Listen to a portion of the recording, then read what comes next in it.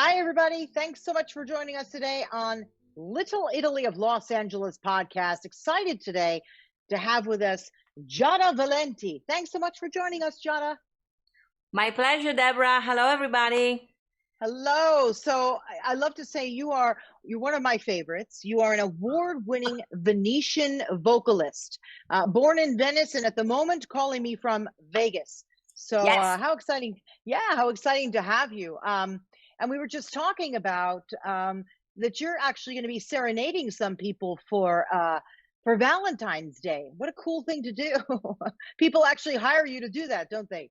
I've been doing it the whole week, which is nice. It's this page called the Cameo, where a lot of, if you go there, there's all kind of celebrity from actors, singers, and for me, of course, I sing about love. So all my fans, they know that. So they've been requesting a lot of happy Valentine's messages for the people they love in their life. Some even girlfriend to girlfriend said, I don't have anybody in my life. So I said, hey, it's also, I was watching a movie. They said it was Galentine's Day. So I've been also serenading ladies from friends to friends with love songs. So I appear on my phone, modern technologies. And they can send me the message. They can say, I love my wife very much. She's the love of my life. Can you please sing? But I was telling you, and I make you laugh, that some of them have a requested song I didn't even know. So I've been also learning, which I love. Yesterday, I've learned the 12th of Never, Johnny Mattis. Excuse me, I never heard the song, but it's very cute. Somebody asked me the other day, okay, the very thought of you. I've never sang the song. So it's nice. I've been doing that at least 5 times a day. So good excuse to get ready. Oh, yeah. And before the end of our podcast, I may have you do a little quick serenade to all of our listeners at Little Italy of LA. Wouldn't that be fun? That'd be fun. Ready and willing. Why, ready? You're always ready and willing. Let's talk a little bit about you. You're from Venice, right? Beautiful area in Venice. And tell me a little bit about growing up and what inspired you to start singing. That's a good question. Well, Venice, I don't know if you ever been there, Deborah, but is one of the most romantic places on earth. So I said it was there was no excuse. I could not become more romantic than I am. I do believe in love because in Venice, I always see people coming to Venice hugging and kissing, wedding, and they come back for their anniversary. And it's been my love for life. I think the pictures I had of life was the picture the Venice gives me of people happy coming there. And then the love for music came from my family. And mostly I would guess for my grandmother. She was a music lover, a soprano, even though she had 7 kids. She could not really follow her career. Music was always something that she had in her gene and DNA. And she had a beautiful voice. And she started taking me to church when I was a little girl. And I remember sitting there in the middle of the choir. I was maybe 3 or 4 years old, I've been told. And can you imagine listening all these voices? And I started to humming myself like, mm-hmm. And my grandmother said, hey, she has some talent. So they enrolled me to music school when I was only 5. So I've been told that I could write music notes even before I could write letters. And the rest came, I never made a decision. I never had these egocentric things that I wanted to be a singer and be on stage and do what I do. It was just that my thing was to follow my happiness, and happiness is music to me. Express myself through music, and God bless me that I have the gift that I can do that, and bless me also with people that appreciate what I do. So that's been the start of my life, and so I continue to do every day. You were classically trained as a little kid, right? Yes, as for piano and for singing, yes, my grandmother enrolled me to classical piano, which I have a degree on the classical piano of the Conservatory in Venice, and then also for singing, because that's the basic of singing. Actually, it's been a good thing because they teach you how to breathe, the diaphragms and the control of your hair and everything. But I think I took lesson there maybe for a year in Padua, which is actually outside Venice. And I remember vividly coming back and say to my grandmother, Grandma, I'm not going to be the next Maria Callas because that's not for me. When you are classically trained, I remember I was in front of the piano and the teacher was teaching me something from, I think I'm a mezzo soprano, so I think it was the Carmen. And she said, and then she said, here you stop and you have to breathe. And I look at the teacher and said, I don't want to breathe there. I want to breathe later. I said, no, it's written on the paper. So I went home and said, Grandma, that's not for me. I want to sing. I want to breathe when I want. So I went into jazz, which was like, freedom of spirit. And then of course I went to rock music.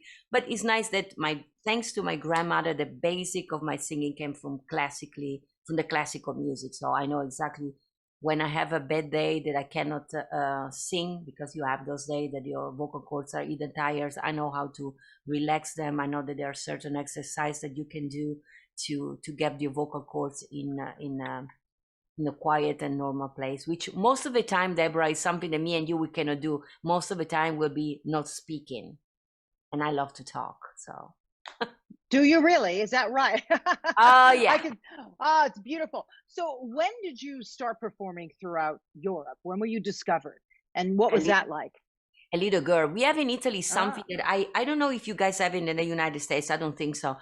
We have in Italy like a series of song contests that you can start to do as a little child. So every village and big city they have. So you have a little one and then you have the national one. And I started to enroll as a little girl in my little place first. Then I won that one. So when you win one, they send you to another village. And I started to do so. I was very little. I started to win all this big trophy because some of them were bigger than me when I was 7, 8 years old. Then my parents even drove me all the way to Rome. Was a very famous thing called La Grande Occasione, the big opportunity. So they took me there. I think I was 10 years old. I was wearing yellow, which is a color I never wore after that. And I went there and I did very well. I won that one. So I started as a kid. And it's always been, when I watch those American Idol and those voices, I see those kids that they go there and I never had really the drive that I wanted to win and compete. For me, it was just joy. I was going there, I was singing, and I could see, of course, other kids and other mothers that they were pushing the kids like, do like her, sing better, stand still. And my parents were just like, go and have fun. And that was me. I had fun, and probably I was winning because of that. I was singing, having fun. It was not like, I was not in a competitions, maybe with myself, because even to these days, if I do something and I feel I could have done it better, I became mad with myself. So I always have this internal competition. But I think one of my idols is Dolly Parton, and she always said, when you do something, give your whole. And that's what I try to do. Every time I try to be the best that I can. So when I think I have not accomplished that, it pisses me off a little bit. Well, we're going to jump around a little bit. So you said Dolly Parton is one of your idols. Yes. I mean, now for 2 years, you've been doing your very own special at Carnegie Hall, right? And then last year, couldn't do it, obviously, because of COVID, and maybe not this year, too. We'll see. But how exciting would it be to perform with Dolly? That's one of my, I have two big dreams. Dolly is my number one. My number two is Neil Diamond, which I don't know, he's getting old himself. But Dolly's been, I don't know if you follow her, but for me as a singer, as a woman, and she stands for everything that we should be. She's small, she's tiny, but she's bigger than life. And all the people that have worked and met Dolly, they all say that one of the things that is captivated about her is her kindness. Are willing to give back. But so she many people said, you're just like her. I mean, they ask me sometimes, when you die, how do you want to be remembered? I don't want to be remembered, oh, she was a great singer. Yeah, maybe they can say she was a great singer, a great entertainer, but I wanted they say, oh, she was so kind, she made me feel better when I give compliments to everybody. And I really do. I think we all need to be loved and receive confidence. So I try to do that every time I accept. I have created this group of fans that I call them, I don't call them fans. First of all, I call them my angels, because I think they are the wings of the music. They are the one that brings my music all over the place. And all of them, they are my circle of love. And I'm always saying, this circle of love, I want to have people that just like me are in love with life and wants to spread kindness and positivity. And I'm very mild sometimes going against the bully or said, but I said resolution of 2022, I'm going to answer to people. And they never be bullying me, but they bully sometimes other people on social media. And I think I have to stand for it. I have to protect them. So I'm going to be a little bit more tough about that. I want to stand more for what I think doesn't have to be done. We don't have to be judgmental. One thing that, if I can say, it's been one of the greatest blessings in my life. My grandfather when I was a little girl, she was asking me, he told me not to categorize things in too many categories. There is only two things, good and bad. So it's good music, bad music. Good people, bad people. So no black, yellow, lesbian, gay. No, it's good people, good people, bad people, good music. And if you do that, your life became so easy. And then, of course, that's my opinion, because I can consider somebody beautiful and somebody can consider a person ugly. So there's only two categories. There is black and white. There's no gray. That was my grandfather. And that made my life so easy. So you're right. And you know what? It's a choice. You can go one way or the other. And frankly, it's a lot easier to just do the good, right? It's actually easier on your conscience. You can sleep. In fact, we were talking too, the entire theme of your music is love. Because I said to you, what's the genre? What do you like to do? And you said, I like to talk about love. So tell me a little bit about that. I talk about love, so I always choose song, first of all, that speaks to me first. I'm a little bit egocentric in that, because for the simple reason, if they speak to me, if they touch my heart, when I sing them to other people, I can touch their heart. And I don't categorize music in country, pop, old, new.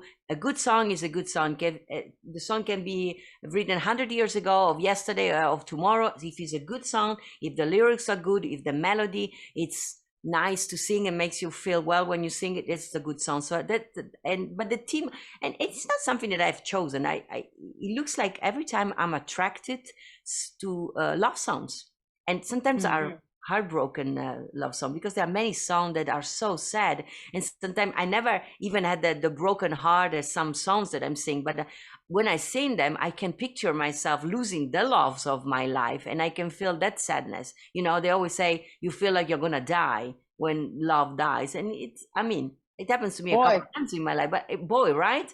But yeah. So I think I'm attracted to love, the good and the bad of love, and everything. Remember, the good and the bad of love, because even love can be good, can be bad, but love is magical. So. Yeah. So before you found your way to the US and moved here for a bit, you were performing throughout Europe. Yes. You met your husband in Holland, right? So tell me a little bit about that. Where were you performing? Who were you performing with, and how did that all go? So I was actually studying at the University of Psychology. I have a degree in psychology because my parents, as I said, they were not sure the music would be a path for me. So, and in a winter month, normally December, January, and February, there were no exams. So I was taking the books with me, and I was going to Switzerland. Switzerland at the time, we're talking about 18, 19 years ago, they had a place in all these fancy hotels where I was singing with a trio. Just entertainment on a corner, and for the rich and famous. And one night, my husband, that now he works for me, but at the time he was working for Dutch television. He was there with a big entourage of Dutch that I found out later were presenters, famous people of Holland. They were there performing, having a party, and I was performing. He fell in love with me. Deborah, I did not fall in love with him right away, but to make a long story short, I married him 9 months after I saw him for the first time. And I wrote a song that is called But Beautiful, that people can find in social media. And it was love at first sight. I know that tonight. And that song, I wrote it a year later. So I knew that he was the one for me, even though I was kind of rejecting the idea of go into that path. But we're still together. He's my manager, my husband, my everything. We do everything together. So I met him there. And of course, I married him 9 months later. We did not have a language in common, because I could speak only Italian and French, and JJ all the others. So I went to Amsterdam. I've learned English first, then I've learned Dutch, and now we have 5 languages to speak in common. So that's outstanding. Can you do a little hum for me, just a little bit of the song that you created after you met him? Am I putting you on the spot asking you to do that? I completely surrendered when you kiss me so tender. What is perfect love but beautiful? That's the song. That's the chorus. Wow. While we were warming up, you were singing a little bit, and again I said, wow, I can't. I can't carry a tune to save my soul. So when I hear that, it's outstanding, and I think, wow, how could she do that? That's That's pretty not even beautiful. singing, Deborah. This is just humming. We call it in singing. We call this humming. When you sing, I completely la la la. This is humming for us. Wow. Singing would Okay, be so like singing. all right, I'm gonna hold you to it. Believe me, I'm gonna ask you to sing me something for us, but later. So okay, so you guys are now in Holland. You're learning your languages. You're performing throughout Europe. How did you end up over here in the U.S. and performing here? Uh, I started to write music only for also for other artists. I moved to London. I had a deal with to write music for other people, and then they sent me to Denmark. And then I started to cooperate and work with some songwriters that they started. I was also singing the songs for other people. So they said, "You have such a pretty, lovely voice. Why you don't record something about yourself?" And I said, "For me." Oh, So we wrote a song called Italian Signorina, which was in my PBS special from Venice With Love. And I'm an Italian signorina in the mood for love. And they said, such a cute song. I had a kind of a jazzy vibe. And so my husband is just like me. We always have this big, crazy idea. So I said, let me send it around record company. You never know. I was already, bear in mind, I was already doing pretty well in Holland with my own Italian original music there. They love Italian music. So we send these little things all over the country. And we got the attention of Clive Davis in New York City. I kept the email. He said my voice was enchanting. So he said, would you like to come here? And I've never been to America, and just to meet us. I said, okay. So we went to New York. It was my first time. Was a brutal December, cold weather, winter. oof. We went there, and I was like, whoo, but New York was spectacular. We spoke with the team, and they said, listen, you know, they never signed you instantly. They said, we have to start to work together. Would you mind to take the risk and move to New York City? We can make you work with a better producer and writers. You can improve your English and still improving my English, by the way. And the rest is history. We moved there. I never got to sign a deal with Clive, but we decided to stay in New York. We started to work independently, JJ and I, and to organize little concerts for. We are preaching now from, you are actually there with Little Italy. I started to perform for my people, for the Italian American community. And that was a discovery by himself. Because being Italian, born and raised in Italy, I did not know that there were Italian Americans in America. For me, there were Americans. And when I started to do concerts, I started to, of course, to attract with my name, Giada Valenti, people that were of Italian heritage. And there I was on the CD table with these people that were coming for signing CDs in New York. And they looked like my uncles, my neighbors. I was like, they all look like family. And they were so proud of their Italian heritage. They were saying, I've never been to Italy, but my grandfather was from Sicilia, Napoli. And then I had never felt proud, any kind of things about being Italian. I've never been proud of being Italian. And suddenly I was like, my gosh, these people don't speak Italian. They've never been to Italy, but just because the grandfather was Italian, they feel like they are so Italian in their core. And that was a blessing for me. Suddenly I was so proud of being Italian. So I'm always say I'm so thankful for this country. I started to sing the Italian national anthem in the United States. We don't sing that one, Deborah, in Italy. Never. We just That's amazing to me when you told me that. I mean, it's almost like you discovered your own Italian heritage, Yes. even more so by moving here to America. Incredible. Tell me let's do a little bit of a brag fest, please. Some of the people that you've worked with and sung with. One of my favorites, please, if you would. Oh, Andrea Bocelli. I'm sure you got that direction. Well, I got to sing with Andrea, and that was just like, I knew him for several years, of course, because not many people know, but he started his career in Holland. So I knew Andrea, and then I was, I think a year and a half ago, I was here, and I received this email from Veronica, the wife of Andreas, if I was if I was free to do something for the Andrea Bocelli Foundations in Lake Tahoe, and was in June, I think. I even didn't check my agenda. I said, yes, I am. You don't say, let me check. And I went to Lake Tahoe. It was an experience because to work with Andrea, it makes you feel like everything is easy. He's another one that he's so comfortable in doing what he does, and he's so in love with the whole thing he does. So the only thing that was that, they sent me a couple of songs that I was supposed to sing and duet with him, and he requested me to sing La Vie en Rose, which is this French song that is like, I can never leave any stage without singing that song. So he asked me that song. And I thought, I'm going to rehearse with Andrea, with the orchestra. No, that's not the way you sing with Andrea. You just go there and you learn your thing and you go on stage. It can be 2 people, 20,000 people, 100,000 people, and you sing with them. And I was like, I start to flip out. I was already there on location in Lake Tahoe. So I text Veronica, his wife, that she's one of the most intelligent, beautiful, strong women on the planet. And I said, Veronica, I didn't know Andrea was not coming for the sound check. I said, listen, because you're both Italian, you're going to like each other. She said, come on the room before the show and you chit chat with Andrea and you guys figure it out how to do it. So I dressed up and remember the event was, and by the way, this was like 4:30 in the afternoon. We are in Nevada, Lake Tahoe, and Andrea was still in LA. So we are flying. He said, we're going to be there at 6. Show starts at 7.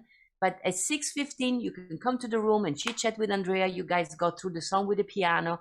So there I was, dressed up, freaking out. But I walk into the room. Andrea was still in his jeans, sitting on the couch. Of course, the guy is blind, so he doesn't know. He can feel somebody's walking in. And he said, who's there? And then I started to say, sono Giada, ciao Andrea. And when I spoke Italian to him, he was like, sei Italiana, you're Italian. He thought I was Italian American. He loves to speak Italian. So we started to chit chat like it was like, what are you doing Old friends. here? Yes, old friends. Yeah, old friends. And we started to talk about the animals. You know, he's an animal lover. And everything was so easy. And then he said, so what about the song? And it was funny because he said, what about the V and Rose? How are we doing that? I said, no, Andrea, that one I'm doing by myself. He said, oh, thank God, because I was like, where am I going? It's so easy it is. And then we were, so he said, let me go dressed up. So he dressed himself and 50 minutes later, there he was backstage and we walked together. They asked me to walk him on stage, which you can imagine, Deborah. I mean, Andrea Bocelli, come on. And they changed the schedule. So I have to walk the man in. So I take his hands, right? The man is big, he's handsome, and I forgot he's blind. So I walk by hand with him, and he almost broke his leg against the piano chair. So he said to me, he grabbed me on my waist, and he said, get me close, and I can't see. I'm like, oh, I'm sorry. So I walk him on stage. Oh my God. So you forget about the freakiness of the singing. So I bring him on stage, and I put him in front of his microphone. People is looking at us so excited, you know. And I move to the left side of Andrea. That's where they put my microphone. We're 2 singers, me and a soprano, another girl. And if you notice, Andrea always have the singers on his right side. I've seen him in concert with at the Hollywood Bowl. Exactly. Oh my! So to this day, I think about it all the time. What a performance! So that amazing. Was you. That was you only in Tahoe. Oh my gosh. I can't so I'm on his left side. So Andrea looked on the right side. He said, Giada, where are you? And I'm saying, no, Andrea, I'm here. So everybody was laughing. And he said, why are you on my left? I said, I don't know. They put me here. So we had such a fun conversation. If you see the picture of me and him, we were laughing. And then we sang together. And it's very easy. I mean, you touch your hand sometimes when he wants to make sure you're still there. It's kind of fun. It's an amazing gentleman. I mean, I have nothing but good things to say. And they always say behind every great man, there is a great woman. And I will say, I can never stress enough to say Veronica, she's like the force of nature behind the man. She's amazing. Wow. I could almost end the podcast there, but there's too much else to ask you. That's incredible. Oh my gosh. Phil Ramone. You've worked with Phil Ramone. Yes. Greg Field, and some people in our audience might not know who Greg Field is. So tell us briefly about working with Phil Ramone and Greg Field, would you? Well, Phil Ramone has been a blessing in my life. Unfortunately, he passed away a couple of years back. Just to mention, he was one of the most famous music producer. Producer all the Frank Sinatra albums, the Barbara Streisand, and then he was a friend of mine. So I got to work with him, which was like a lessons of humility, being normal. The guy was having dinner with me, the phone ring, and it's Barbara Streisand. He speaks with Barbara, and he said, yes, Barbara. And then he hangs up the phone, and I'm like, is that Barbara? And then a second later, he said, oh, by the way, you sang fantastically before. I'm like, me? Forget about me. What about Barbara? What did she say? So for him, he always say, you don't need fame to be great. You are or you are not. That was his thing. So he could stop on the street while somebody was playing on the street. If he thought it was a good musician, he would stop and give him his compliments, which for me, this is a lesson that you are a human being first, and then you are wherever Grammy and wherever success you have. And so is Greg Field, because I got to, when Phil Ramone passed away, I was about to film my PBS special from Venice With Love. And of course, Phil Ramone was supposed to be the music supervisor, and suddenly he was gone. He died, unfortunately, in a couple of weeks. So I remember Phil speaking about this younger producer he had worked a lot with, Greg Field, and we have been in contact with him for other things. So I said, let's see if Greg can be on board. And Greg, many people may not know him, but he's, of course, he has 8 or 9 Grammy himself as a producer. And he was, as a young kid, he was, when he was very young, was the drummer of the Count Basie Orchestra. He drummed with Frank Sinatra. He drummed with Ella Fitzgerald. He was one of the founder of Concord Records, which is one of the biggest independent record label. And he's, beside all of this, he's a man, I'm always say, when you have a bad day, really the worst of your day, you want to call Greg Field, and it will cheer you up, and your life is going to be perfect. When you talk with Greg, I can say, Greg, I have this crazy dream. I would love to sing with, I don't know, you can mention, I don't know, any big name out there. I said, yes, why not, kid? Let's do it. Why not? That's Greg. So it's like energy. And I think that's why everybody wants to work with him. So working with those two people gave me confidence that you have to be a human being. They're just like me. You have to be a human being, and then all the success and all the good things will come. And by the way, Greg Field, talking about Italian pride, because we are, me and you, is married to Monica Mancini, who is the daughter of the one and only Harry Mancini. So, and is a dear friend of mine. And I will never forget the first time I went in the studio of Greg.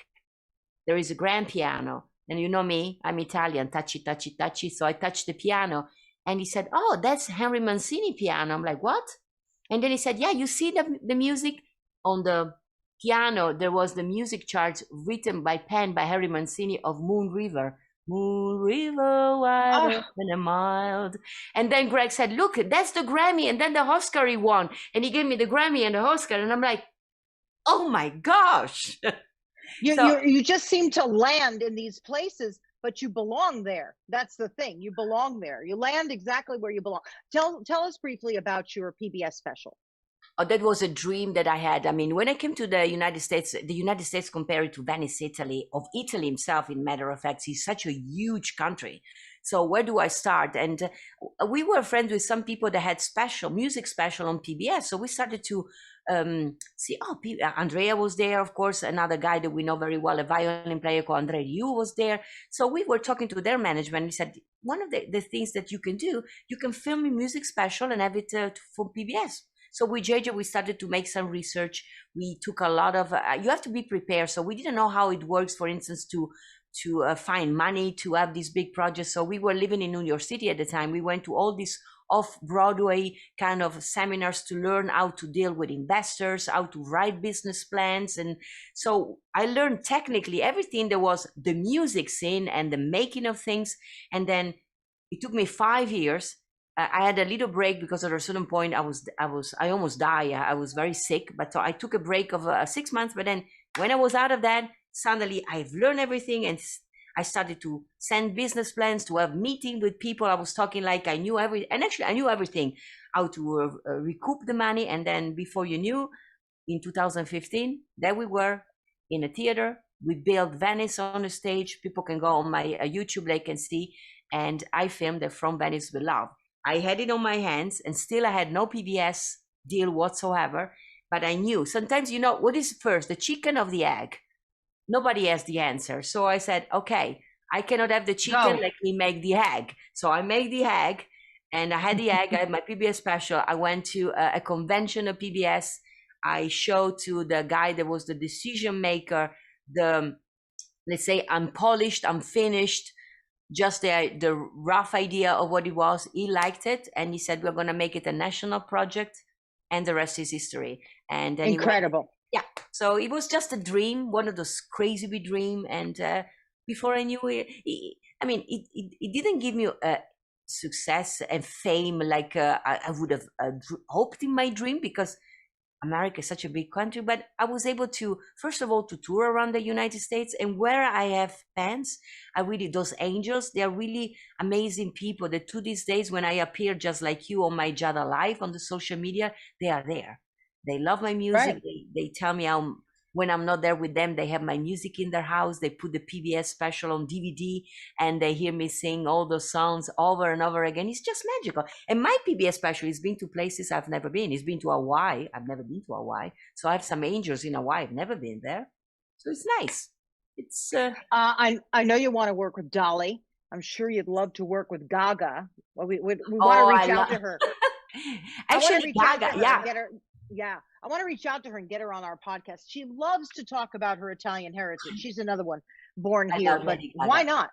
Would she be incredible? Would she be incredible to work with? Oh.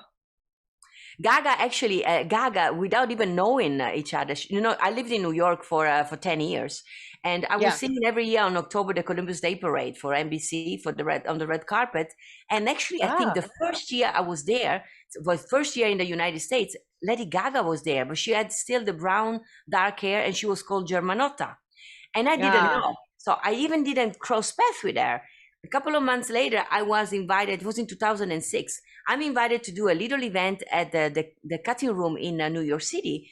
And there she walks on stage. I'm singing, and then Lady Gaga, Germanotta, walks in, goes on the piano with his little skirt, and she plays. And I say to JJ, my gosh, this girl, she's amazing. She had presence, talent, amazing. So long story short, I think a year later, Lady Gaga became Lady Gaga.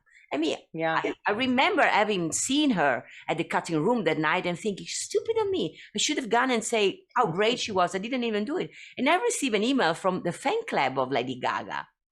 So a Lady Gaga fan club, they asked me, they said, we noticed that Miss Valenti has performed the same year that Germanotta, Lady Gaga, was at the Columbus Day Parade in 2006.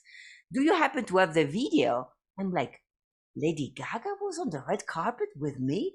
So we asked NBC to send me all the material, and there was Lady Gaga. So now if you go on that video, it's written, thanks to Giada Valenti for this video. I'm like, people will say, who's Giada Valenti, But I didn't know, but I don't remember. She was apparently there, Lady Gaga. Yeah. I adore. I mean, now she's larger than life.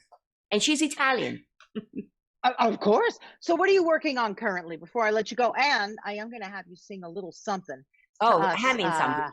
I'm working on a gazillion of things. I'm always say I have always this I'm working on a Latin album, because as I said, I love once a year I do this concert at Carnegie Hall, which is Amore Amor. So it's an Italian and Latin tribute to Italian music and Latin music. And many of my fans, maybe 50% of my fans are of Latin heritage, and they love when I sing in Spanish. So I'm working on that one with Cheche Alara, which is not a Grammy-winning producer, and I'm working on a Christmas CD.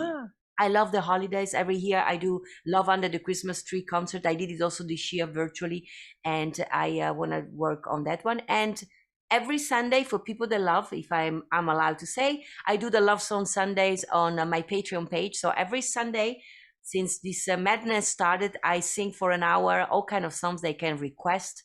It's fun. And of course, I do my Giada Live just like you twice a week, where I cook, sing, and interview people. It's just fun, right? Maybe you should be my guest one day so I can know more about you. Oh, that would be so much fun. I would enjoy that so much. I would. So yeah, let's talk about that. So before I let you go, just a little something, right, for Valentine's Day to all of our guests on Little Italy of Los Angeles, would you? All right. Because you put me on the spot. I sing you basically the song that made me a singer. I grew up in Venice, Italy, and I've learned this song when I was 5 years old. Bear in mind, it was in French. I have no idea what I was singing about. I learned French because I wanted to understand what was this song. And now it's the song that I cannot leave any stage without singing it. Because the people are Italian, so they don't speak French. The song is from Edith Piaf. She wrote it herself. She was half Italian too, by the way. And she's singing, when he embraced me and he speaks to me softly, words of love, my life is beautiful. I am his, he's mine. That's the reason why my heart beats. This is the meaning of the song La Vie en Rose. So I sing only, yes, it's a lot of love in there. This is the song that Andrea asked me to sing for him. So I can hum for you the little part. Is Quand il me prend dans ses bras, il me parle tout bas, je vois la vie en rose. Il me dit de mots d'amour, de mots de tout le jour, et ça me fait quelque chose. So this is La Vie en Rose. And if they want to hear this song, there are gazillions of video on, even from my PBS special from Venice With Love, they can see me wear my favorite gown that is over there, made in Venice from me. It's a beautiful gown. So they can go on giadavalenti.com on YouTube and they can see La Vie en Rose. And otherwise on Patreon every Sunday. I think this is a song I'm going to sing this Sunday. Oh, honestly, you brought tears to my eyes, and that's hard to do. That was beautiful. Thank you so much for doing that and for joining us. Oh. Giada Valenti, you're just a delight. You're so cheerful and beautiful. I thank you so much for joining us on our Little Italy of LA podcast. It was really a wonderful time that I enjoyed talking. I want to thank you, Deborah, for your kindness, for your time. And hopefully, that's my dream also. I'm on my many dream to meet you one day soon. So I would enjoy that. We're not too far between LA and Vegas. I have a sister there. So one of these days I'm going to be traveling there too. So thank you again. And thanks you so everybody much. for, of course, thank you everybody for joining us on our Little Italy of Los Angeles podcast. You can find us anywhere on Facebook, on YouTube, IGTV, and then of course, anywhere where you get your audio podcasts as well on Little Italy of Los Angeles. My name is Deborah Zara Kobylt. Thank you so much for joining us, and we'll see you next time. Bye-bye.